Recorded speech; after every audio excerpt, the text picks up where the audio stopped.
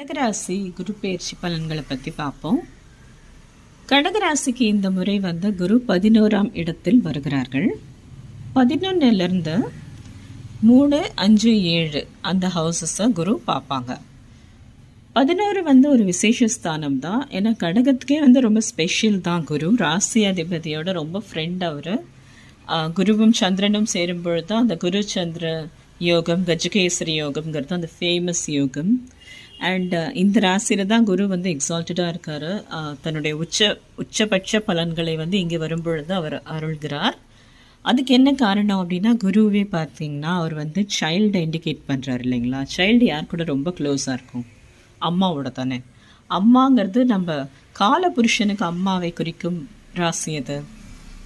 காலபுருஷனுக்கு 4ஆம் இடமாகிய கடகமே அம்மாவை குறிக்கும் ராசி. ஸோ இது மாதிரி நம்ம லாஜிக்கலாகவும் ஃபஸ்ட்டு பார்த்து